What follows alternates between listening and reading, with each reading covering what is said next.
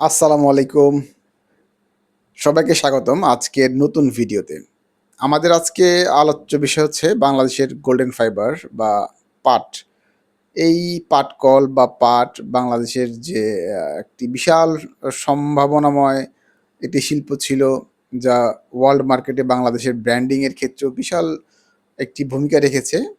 সেটি হচ্ছে বাংলাদেশের পাট শিল্প।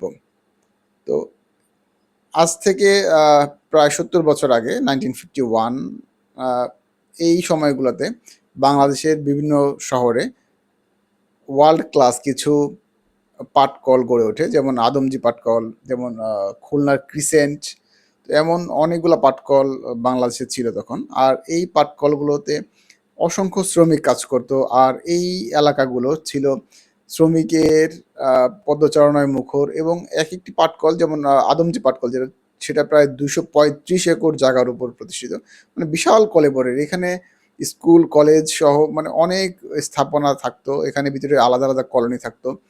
আ যেখানে থাকতো আপনার মসজিদ থেকে শুরু করে বিভিন্ন আ খেলার মাঠ, ইচ অ্যান্ড এভরিথিং মানে পুরা যেমন এখন যেটা শর্টলি বলতে গেলে আমাদের আদমজী ইপিজেড যেটা নারায়ণগঞ্জে অবস্থিত। এই টোটালটা সমস্ত ইপিজেডটা মিলে একটা কারখানা ছিল যেটা আদমজী পাটকল।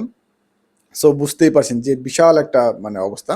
সো এত বিশাল জনসংখ্যা নিয়ে চলা একটা শিল্প হুট করে বা ধীরে, ধীরে বলতে পারেন যে এত ডেনিগ্রেন্টটা কেন হলো? এত অবনমন কেন এগুলার?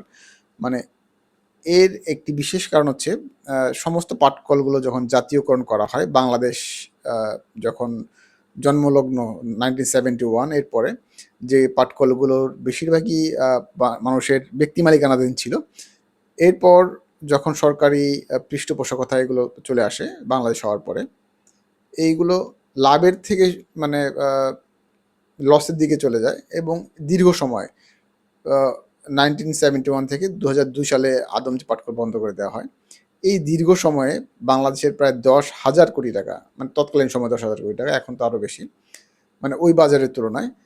তো এত বিশাল একটি লস, শুধু এই ক্যাশ লসের কথা বলব না। এই পাটের সাথে জড়িত ছিল বাংলাদেশের হাজার, হাজার, লাখ, লাখ পরিবার, কৃষক। তো এই কৃষক পরিবারগুলো আ ভালো একটা দাম পেত তখন। কিন্তু সামহাউ এই পাটকলগুলোর লোকসান, অনবরত লোকসান, এর কারণে আমাদের আ পাটের যে বাজার, কৃষকরা যেটা সরাসরি পেত সেটা থেকে আস্তে, আস্তে কমতে থাকে। এই প্রবলেমগুলো আসলে কিভাবে অ্যারাইজ হয় এবং আজকে পর্যন্ত এই প্রবলেমগুলা সলিউশনের ক্ষেত্রে আমাদের বা আমাদের সরকারের কি ভূমিকা, এটা নিয়ে আমরা একটু দেখি।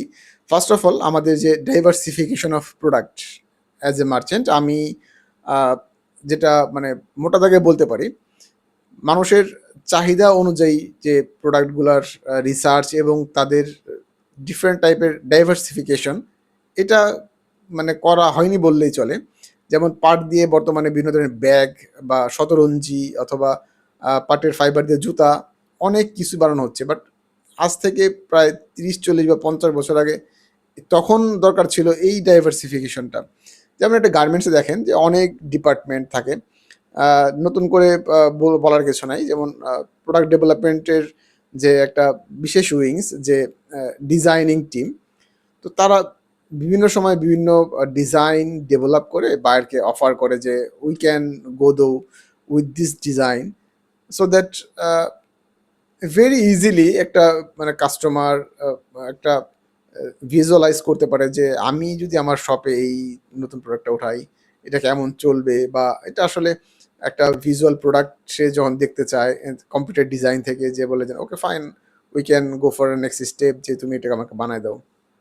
তো এই যে ডাইভার্সিফিকেশনটা যে আমি আসলে কতটুকু আমার কাস্টমারকে ডাইভার্ট করতে পারছি বিভিন্ন মানে ডিজাইন দিয়ে, বিভিন্ন আইটেম দিয়ে। তো তখন এই কাজটা করা হয়নি। এই যে রিসার্চ, ডেভেলপমেন্ট এই ব্যাপারগুলো তখন ব্যক্তি মালিকানাধীন যে কোম্পানিগুলো ছিল হয়তোবা তখন আ তাদের নিজের স্বার্থের জন্য হলেও এগুলা করা হতো বা হয় আদৌ। কিন্তু যখন এটা গভর্নমেন্ট একর করে নেয় অথবা গভর্নমেন্টের জাতীয়করণ যে প্রক্রিয়াটা হয়, তারপরে বিভিন্ন সময়ে বিভিন্ন সরকার এটাকে খুব মানে একটা রাজস্ব আয়ের খাত হিসেবে না দেখে মোটামুটিভাবে একটা শিল্প হিসাবেই দেখে যে না চলছে চলুক। যেমন বাংলাদেশের বিআরটিসির মতো প্রগতি যে গাড়ি বানায় বাংলাদেশ কোম্পানি, এই টাইপের ওকে ফাইন চলুক। কিন্তু এর ভিতরে ছিল অপার সম্ভাবনা। এর ভিতরে ছিল বাংলাদেশের হাজার, হাজার লাখ, লাখ পরিবার এর অ্যাডজাস্টমেন্ট। কিন্তু কোনো কারণে এই ব্যাপারগুলো থেকে সরকার মুখ ফিরিয়ে নেয়। এটা আসলে বলার অপেক্ষা রাখে না যে সরকারের একটা বিশাল নেগলিজেন্স এখানে ছিল। তো তখন কি হয় এই কোম্পানিগুলা প্রচণ্ড পরিমাণে আ পরিবারকরণ অথবা আত্মীয়করণ করা হয়। মানুষ নিজেদের আত্মীয়স্বজন, পরিবারের মানুষজনকে মানে অযোগ্য বা অদক্ষ মানুষজনকে মানে ব্যাপক হারে নিয়োগ দেয়। তারপরে শুরু হয় দুর্নীতি, এরপরে শুরু হয় বিভিন্ন যন্ত্রাংশ খুলে বিক্রি করে দেওয়া। আর এই মরার উপর খাড়া ঘা যেটাকে বলে, এটা আপনার বিভিন্ন শ্রমিক ফেডারেশন, শ্রমিক ইউনিয়ন মানে এদের বিভিন্ন আন্দোলন, বিভিন্ন ধরনের দাবি-দাওয়া নিয়ে মানে সমস্ত কিছু মিলে-ঝিলে এমন একটা পরিস্থিতি তৈরি হয় যেগুলা মানে মাথা উঁচু করে দাঁড়ানোর সিস্টেমই পায় না। কারণ যেখানে ঘুণ পোকা ধরে যায় যে আ কোম্পানিগুলোতে, সেগুলো তো আসলে ওই ঘুণ যে পর্যন্ত না ছাড়ানো হয় সে পর্যন্ত ভিতর থেকে খেয়ে দেয়। সো এই একটা ব্যাপার যেটা বিশাল একটা ভূমিকা রেখেছে যে সরকার যেগুলা আ জাতীয়করণ করার পরে এগুলোর পৃষ্ঠপোষকতার জন্য দক্ষ জনবল নিয়োগ এবং দুর্নীতি সরানোর জন্য তেমন কিছুই করে না।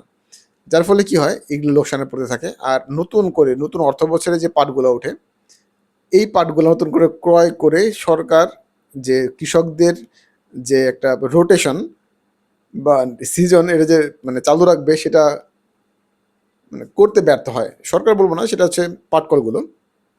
যার ফলে আ এই পাটগুলো মানে তখন কৃষকরা কি করবে? কিন্তু পাটের মান তো খুবই ভালো।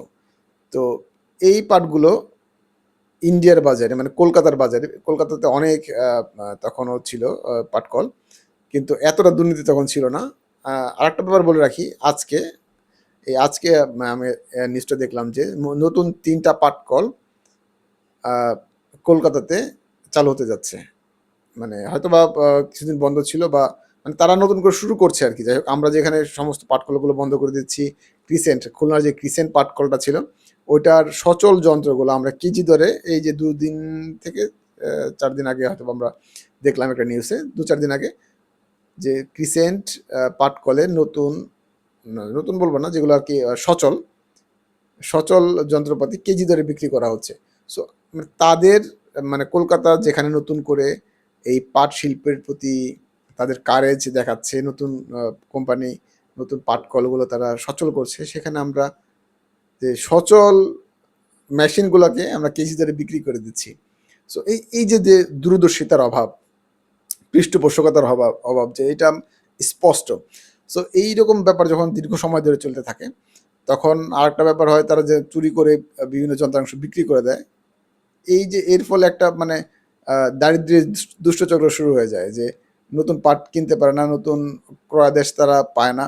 মানে আগে তো ইম্পোর্টের ব্যাপারটা মাথায় রাখতে হবে যে আমার সাপ্লাই চেইন ঠিক আছে কিনা? আমি এই আ অর্থবছরে কতটুকু এক্সপোর্ট করতে পারবো? কোন বায়ারের কাছে কতটুকু ক্রয়াদেশ আমার ছিল? সমস্ত কিছু একটা হযবরল অবস্থা। কোনো বায়ারই ঠিকমতো অর্ডার দিয়ে অর্ডারগুলাকে মানে তারা শিপমেন্ট পেত না। যার ফলে কি হতো যে তারা ১ বার ২ বার হয়তোবা ঠিক আছে দাম কম পাচ্ছি। বাট দামে কম পাচ্ছি, যদি আমি প্রোডাক্ট নাই পাই তাহলে আসলে অর্ডার দিয়ে আমার লাভ কি? আমি আশায় থাকলাম ৩ মাস বা ১ সিজন ৬ মাস আশায় থাকলাম যে আমার প্রোডাক্টগুলো আসবে। আদৌ সেই প্রোডাক্টগুলা আমার কাঙ্ক্ষিত সময়ে পৌঁছালো না। আমি মার্কেটটা ধরতে পারলাম না। আমার শপটা খালি গেল, আমার সেলফটা খালি। সো সব মিলে-ঝিলে তারা মোটামুটিভাবে ফেড আপ যে না, বাংলাদেশের কোয়ালিটি যতই ভালো হোক না কেন, বাংলাদেশের কমিটমেন্ট খুবই খারাপ। তাদের দিয়ে আসলে এরকম মানে র‍্যান্ডম বিজনেস যেটাকে বলে, এটা পসিবল না। ইন দ্য মিন টাইম বাংলাদেশের যে কৃষকরা দামের খুবই মানে ডিসক্রিপেন্সির জন্য কলকাতার পাট কলগুলোর কাছে পাট বিক্রি করা শুরু করলো। সেই পাটের কোয়ালিটি তারা ধরে রেখে তারা এবার ওয়ার্ল্ড মার্কেটে মানে কলকাতার বাজার ওয়ার্ল্ড মার্কেটের ওই বায়ারগুলোকে নক আউট শুরু করলো এবং বায়ারগুলো দেখলো যে আসলে আমাদের অন টাইমে আমরা প্রোডাক্ট পাচ্ছি। এখন তারা বাংলাদেশ থেকে বিমুখ হয়ে ঠিক কলকাতায় বা ইন্ডিয়ার বিভিন্ন জায়গার, যেমন চেন্নাইতেও কিছু শুনেছিলাম যে এরকম ফ্যাক্টরি আছে। তো তারা এই মানে ডাইভার্সিফিকেশনটা মানে বাংলাদেশ থেকে অন্য অন্য দেশে, অন্য অন্য প্রোডাক্টে, অন্যভাবে মানে নতুন মাত্রায় তারা চলে যেতে শুরু করলো। আর যেহেতু এই পাটকল বিশাল একটা মানে কর্মযোগের ব্যাপার, ছোটোখাটো ইনভেস্টমেন্ট এটা আসলে দরকার না, এটা অনেক বড় ইনভেস্টমেন্টের দরকার। আর সরকার এই ইনভেস্টমেন্টটা মানে নতুন করে কোনো কোম্পানি মানে আসুক সেটাও হয়তো বা চায় নাই, কারণ যে পরিমাণের পাটকল বাংলাদেশে ছিল সেটাতে চালাতে পারছিল না, যার ফলে মানুষ নতুন করে ইনভেস্টমেন্টও মানে করতে যাচ্ছিল না। সব মিলে ঝিলে এমন একটা পরিস্থিতি দাঁড়ালো যে আসলে পাটকল মানেই হচ্ছে গিয়ে একটা মানে ট্র্যাপ, এখানে টাকা লস আর লস। সো কী করতে হবে, সমস্ত পাটকলগুলো বন্ধ করে দিতে হবে। আসলেই লস, যেখানে আপনার সাপ্লাই চেন ঠিক নাই, যেখানে আপনার মানে প্রোডাক্টের ডাইভার্সিফিকেশন ঠিক নাই, আপনার কমিটমেন্ট ঠিক নাই বাইরের সাথে, আপনি কোনো অর্ডারই ঠিক মতন শিপমেন্ট করতে পারেন না, আপনি নতুন অর্থ বছরে বা নতুন যখন পাট ওঠে তখন পাট কিনতে পারেন না। সো আপনার সাপ্লাই চেন ঠিক নাই, ঠিক থাকার কথাও না। এই সুযোগটা নিয়েছে মানে কলকাতার কিছু পাটকল, এবং দে আর সাকসেস, দে আর কমপ্লিটলি সাকসেস।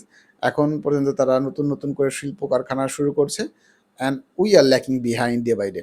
এটাই হচ্ছে মেন কাহিনী, যে আমরা আসলে পাটের সাথে যে পরিমাণ মানে রিসার্চ হওয়া দরকার ছিল, যে পরিমাণ প্রোডাক্ট ডাইভার্সিফিকেশন দরকার ছিল, যে পরিমাণ নতুন শিল্প উদ্যোক্তাদের ইনভলভমেন্ট দরকার ছিল, আমরা কোনোটাই করতে পারিনি।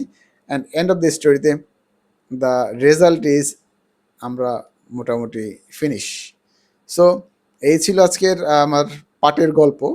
আসলে মানে লাস্ট কথা হচ্ছে এটাই যে সরকার আসলে সরকার মানে ব্যবসা করার জন্য তো সরকার না, ব্যবসা করবে জনগণ। সরকারের উচিত যে এই পাটকলগুলোর যে পরিমাণ অ্যাসেট আছে, এখন অনেক অ্যাসেট আছে, এখন অপরচুনিটি আছে, আমাদের কৃষক আছে, আমাদের ল্যান্ড আছে, অ্যান্ড স্টিল নাও বাংলাদেশের পাট ওয়ার্ল্ডের যে কোনো জায়গার পাটের চাইতেও অনেক বেশি পরিমাণে ভালো। সো এখনও সুযোগ আছে, সময় আছে। সো এখনও যদি কি মানে সরকার মানে চায় যে কিছু পাটকল চালু করবে, এই স্কিল ওয়ার্কারগুলো এখনও আছে, মানে খুব বেশি না কিন্তু আছে, তাদের নিয়ে নতুন করে শুরু করে নতুন কিছু করা পসিবল। কিন্তু আদৌ বাংলাদেশ সরকার চায় কি না এটাও একটা মানে ব্যাপার। আর না চাইতেই পারে, যে বিশাল একটা লস, আবার নতুন করে চিন্তা ভাবনা করতে হবে, নতুন করে লোকবল নিয়ে বিশাল একটা ব্যাপার স্যাপার। কিন্তু এটা আসলে আমাদের জন্য দরকার, কারণ আমাদের এই বাংলাদেশে মানে স্বল্প সম্পদে বিশাল জনগোষ্ঠী, এই স্বল্প সম্পদের মধ্যে আমাদের প্রপার ইউটিলাইজেশন করতে পারছি না। এই ইউটিলাইজেশনের জন্য আমাদের এতগুলো পাটকল, প্রায় 25-30টা পাটকলের হাজার হাজার শ্রমিক, যেখানে আদম যে পাটকলে প্রায় 25,000-এর মতো শ্রমিক ছিল, এখানে লাখ লাখ শ্রমিক কাজ করতে পারতো, লাখ লাখ পরিবার। সো আমাদের এত বিশাল জনগোষ্ঠী বেকার, এদের মানে ভালো কাজে ইনভলভ করা যেত। সো সব মিলে ঝিলে যদি সরকার চায়, আসলেই পসিবল। তো এই ছিল আমার ভিডিও আজকের। তো একটা ছোট একটা ভিডিও দিয়ে আসলে বাংলাদেশের পাটের ইতিহাস এত মানে এলাবোরেটলি আলোচনা করা পসিবল না, বাট এই হচ্ছে মানে মেইন জিস্ট, এই হচ্ছে মেইন সারাংশ। আসসালামু আলাইকুম, থ্যাংক ইউ ফর ওয়াচিং।